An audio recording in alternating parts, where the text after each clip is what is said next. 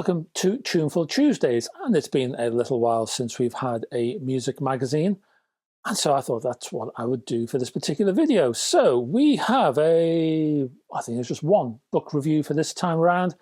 We also have some CD reviews, but we're going to begin with vinyl news. And we're going to begin with country star Hank Williams and a 3 LP multi-gatefold release from the great man called I'm Gonna Sing, the Mother's Best Gospel Radio Recordings from BMG. Now, Mother's Best being the Flower-based sponsor at the time. Originally found within an earlier 15 CD set, this collection focuses on the religiously flavoured output and features ditties that explore life's light and dark. Now we have a host of electronica from Hobbes, and we'll begin with Darley and a 12-inch twin-song 19-minute single from the outfit, confusingly called, and on the A-side, Voynich. That isn't really the confusion, it's the B-side which has me. It's an acronym, which, and I'll spell it, STCFTHOTA. Now, I'm probably super naive, but I have no idea what that means, so anybody out there knows, maybe you can tell me. Both tracks offer, well, classic mid-90s era house styles and more intense, intelligent, looping, trance-like electronica. This is a tasty morsel. Also look out for Darley's Leviathan EP that follows a similar path. This is hands in the air, glow sticks, and full of retro goodness. Also from Hobbes, as I say, they're supplying all the music in this little segment. Check out the 4-tracker 12-inch, fronted by the song Shot at Dawn, a warming suite of vocal synth pop tracks by the Off-Key Hat. This is an ideal soundtrack to barefoot dancing on the beach as the sun sets. Next up we have Plagued Streets of Pity from Exterior, which offers a blend of melodic techno and meaty loops with jazz-tinged percussion and psychedelic overtones. Away from Hobbes and into Addle, but we're still looking at dance-based electronica. This time, Polish drum and bass man Bogan Raczynski. Apologies if I've massacred your name, Bogdan. Now, quite opposed from the drum and bass of Yore, what we're looking from Bogdan here is more sedate, playful, minimalist electronica from Planet Mu. There's plenty of low-key restrictions here, melodic yet experimental in arrangement terms. Onto the major label Inside Out, which is an imprint of Sony. We have a couple. First up is Molybaron. Now, what surprised me about Molybaron's second album, The Mutiny, is how remarkably articulate is lead vocalist Gary Kelly. It's a nice change. This is prog metal full of guitar acrobatics, rocking aggression, and sincere lyrics. Also look out for Tundra's Hex, a 7-tracker. This is, I suppose, post-metal band. Post-metal takes heavy metal's template and gives it a push. This one offers instrumental outings of varied texture, tempo, and taste, and I like this a lot. Next, then, we have the latest from Elvis Costello, or Elvis Costello and the Imposters, as this collective is known. Elvis is back with album number 32 and a new double album gatefold called The Boy Named If from EMI. And well, it's a winner and no mistake. Full of sonic variety, well-crafted songs, pointed and playful lyrics, and tight melodies. I'm pretty surprised at the quality, I must admit. Now we're looking at One Little Independent and Crass, and specifically Penny Rimbaud and Youth. 2 notable names issue the album Corpus Mai from One Little Independent. This is a gargantuan cinematic outing presented in full superscope with Technicolor tendrils. You'll need Wembley Stadium to fit it all in. Politically pointed, toxic rhetoric, a reflection on capitalism, big business, big money, social breakdown, arms dealing, the shallow nature of society.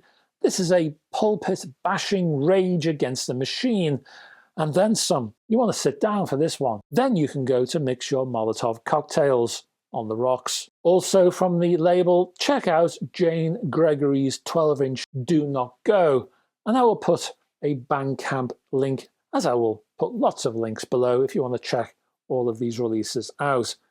Originally released in 1984, this piece of opera was co-arranged by Penny Rimbaud and released on Crass Records. Oh yes.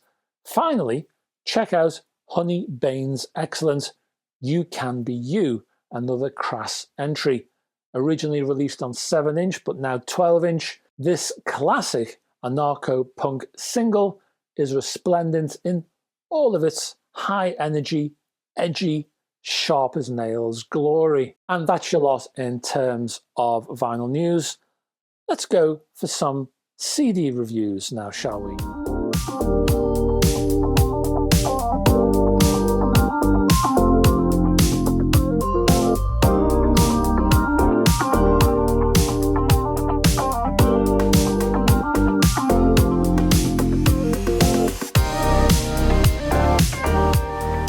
First up, we have Asia and the official live bootlegs Volume 1 from BMG. Now, this particular review is partly aimed at addressing unfinished business.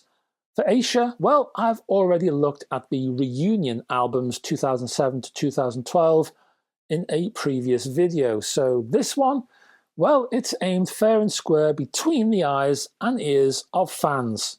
This is a 10 CD box set and it's packed with live concert material that spans the first incarnation of the band in its early 80s heyday, plus the comeback Kiss and Make Up tour in the noughties all the way to 2010. Looking on the rear of the slipcase, you'd be forgiven for believing that the set features only 5 CDs because each concert is entitled CD1, CD2, and so on. But it ain't so. Within CD1 are 2 discs. CD2 also features 2 discs, and so on through to CD5. It's a rather odd labelling practice, I must say. No matter. The content itself, well, that includes the following concerts. You get Kleinhans Music Hall, Buffalo, New York, USA, 3rd of May 1983. We have Centrum Worcester, MA, USA, 22nd of August 1983. From Ao Paulo, is that how you pronounce it? In Brazil, anyway, 23rd of March 2007.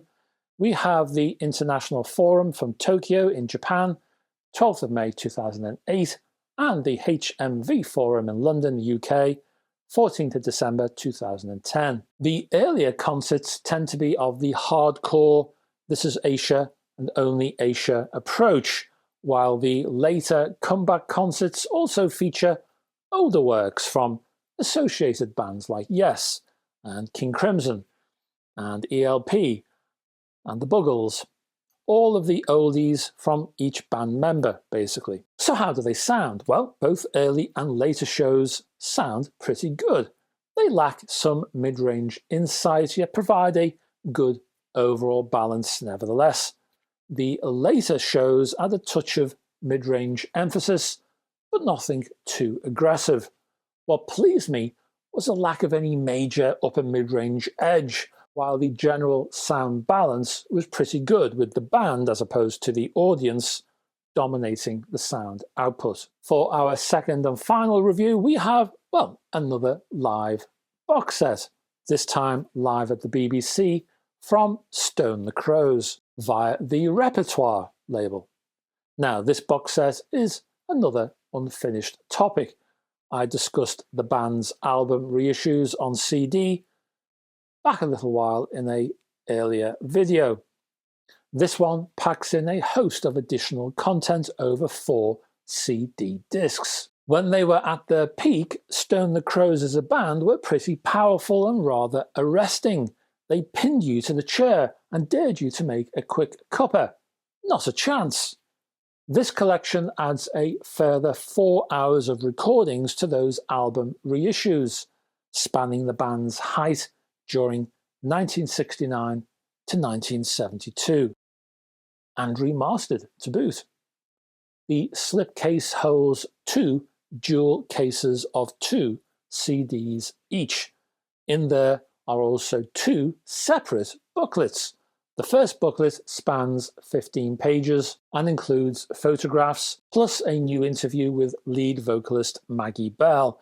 The second spans 11 pages and gets down to the nitty-gritty of the core session information. As for those sessions, well, you're looking at John Peel's Top Gear, Alan Black's Sound of the 70s on disc 1, Sounds of the 70s from 71 to 72 on disc 2, with the additional help of Pete Drummond, plus John Peel again, but his Friday Night is Boogie Night. This shows a new one to me, I must admit. And then an entire radio concert on disc 3. That's a live in concert at the BBC from 1971. The last CD features bonus material such as John Peel's Sunday Concert and Mike Harding's Sounds of the 70s. All in all, it's quite a selection. As for the sound, well, mastering quality varies because this is a compilation. Generally, I tend to find early BBC radio sessions exhibit a edgy mid-range with a lack of definition, although much of that has been reduced or enhanced to acceptable levels here. The in-concert broadcast being especially balanced. Overall, highly recommended.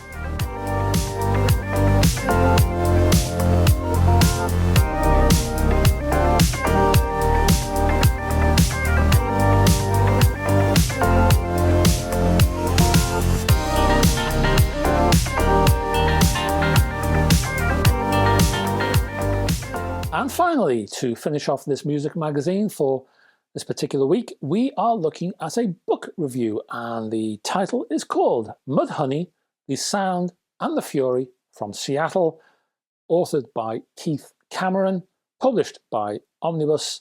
Price, last time I looked, was £16.99, and you're looking at a span of 306 pages. First published in 2013, this is an updated paperback edition of the original book with a new chapter tagged on the end, bringing the band's activities to present day. You get another 34 pages or so. In broad terms, what you have here is a book based on the life and times of the grunge band Mudhoney, based upon original reviews, which is always a nice thing to have for any biography. But the focus is not too focused, and that's a good thing. There are outline details which look at Mudhoney's position in a larger scene. So this account is a good book to examine the grunge genre in general terms. You hear about how the band got to know each other, their musical influences, their musical and career development. One example being Green River, which featured future members of Mudhoney, but also Pearl Jam, Mother Love Bone, and Temple of the Dog. Other highlights of this tome include interactions with other people and bands around them. So this is an informative, detailed, yet lively, and I must say, easy to read book, and it's highly recommended. And that's it, folks. Thank you very much for staying to the end of this video. And if I could ask you before you go, if you could click down yonder and tap on, or click, tap, whatever you like really, but as long as you access in some form or other the subscribe and like buttons. Nearly missed it there. Got there in the end. Also, check the description below. There'll be some selected contact points for the things I've been talking about, vinyl news and CD reviews, etc.